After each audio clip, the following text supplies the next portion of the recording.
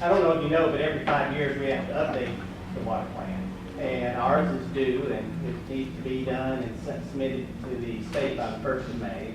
And hopefully we'll be able to bring it to you on the 22nd for your approval. There's very little changes in what we've got proposed. The triggers are basically the largest thing. And the stage 1, 2, and 3 going into them hasn't really changed, but the percent and how they deal with coming out of them has changed. For example, stage 2, it drops below 60%, then to get out of the stage, it's got to raise to 75% or get to 70% for 30 days. And that makes sense because it's, before it went back to 60%, you dropped to 59 again, then you drop back out of it immediately. It didn't make any sense at all. So that's the largest thing. And for stage 1, 2, and 3, those triggers to drop back out of it have changed. Then the watering of athletic fields, that's a new insert. What they found over the past few years in the drought, that children playing on fields that are not watered properly, and cracks in the clay and the shrinking of that soil and leaving those cracks causes injuries. And so that's an exception to the watering policy. But what we've required in this policy is that a plan will be submitted to the city for approval. You just can't water constantly, and there's got to be some reason to it, and that will be looked at and approved by city staff as well. And then the last thing that's changed is the violation in the past was $1,000 per day, and we've dropped that to $500 per day. And those are the three basic major changes that are in the new plan. And do we have any athletic fields that aren't either by our reclaimed water or like Trinity's got their own well? Yeah, an example of that would be the football field right over here, practice field. Oh, yeah. Junior high. And we had granted them exceptions in the last few years for a short period of time, typically a few weeks before their practice starts in August and through the football season, because they provided us with evidence to increase injuries, leg injuries, and head injuries for those rock solid clay fields. And so that has been going on for a while. And it's a good thing that the group has recognized that. So it's not just anything unique to U.S. Junior High. So they're recognizing that, putting that in the plan. We don't want to put kiddos help do this. So, certainly. How could you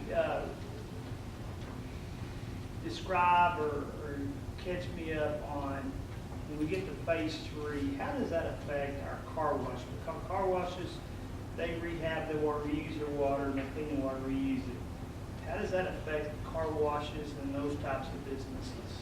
Yeah, the car washes, they're recycling the water, and Chris, correct me if I'm wrong, is that they will be allowed to continue. The major businesses that it's going to affect, I think, are going to be pools. New pools will not be permitted in stage 3. And that will affect businesses there. The proposed language will actually be vehicle washing is restricted to commercial car washes, commercial service stations, or professional washing services. So they are still allowed because of that recycling and because of the efficiency with which they use the water. What's prohibited is your home washing Exactly. in your driveway. Because we'll have the questions. I've already got some people asking that. Well, stage 3. And what about these car washes? I said, well, they recycle their water. They clean it, reuse it. I said, so they're not wasting water. They probably use about the same amount of water you use in your household. Maybe a little bit more. It may be an extreme example, but If you think about that too, there are certain aspects of car washing, and not necessarily passenger car, but think about our garbage trucks, sanitation trucks, things that have to be washed Oh, for yeah. public health and sanitation. That has to be. okay. Any other questions? That will be on your agenda for adoption at our next meeting. Have that done by May 1st. Yeah. And I know that Fort Worth is dealing with, right now on stage, the 2-day-a-week restrictions. I understand that Fort Worth is deciding whether it should be it should be an assigned 2 days or a honor system voluntary 2 days. Do we have thoughts on how we might handle Yeah, it? they're trying to decide whether to make it permanent. Part of the debate is if you make it permanent, are they assigned days or are they voluntary?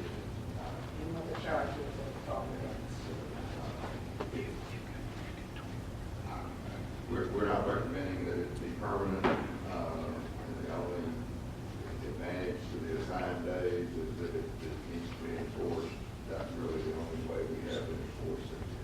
If it's voluntary, it's perfectly possible.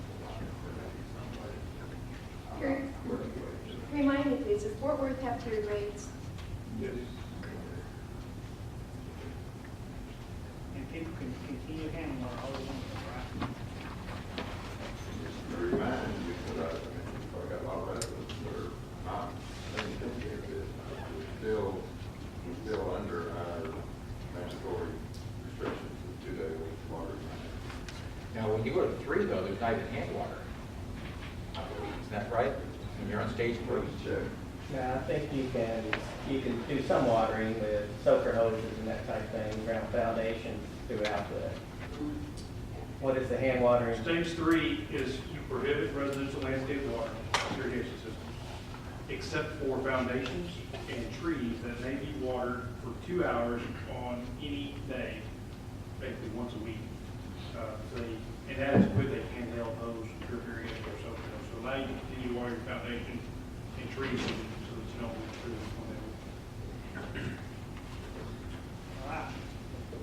And let's see, while we're Yes, sir. talking about water, you go ahead and cover the water. Well, all the water that we've gotten, it raised the local lakes 1/10 of a foot. Even Levon, where I live up in McKinney, it raised it a half foot.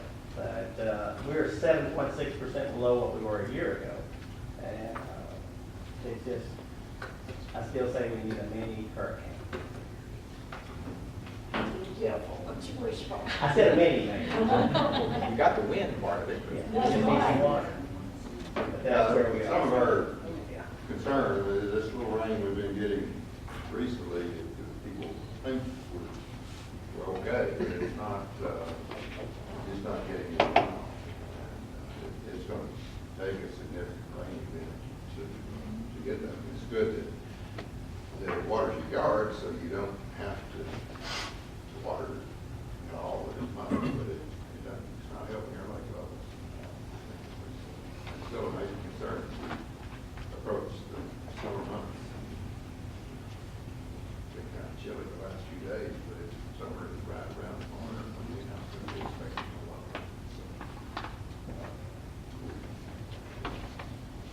So it's high, but we're getting in pretty serious shape. Anything else on water?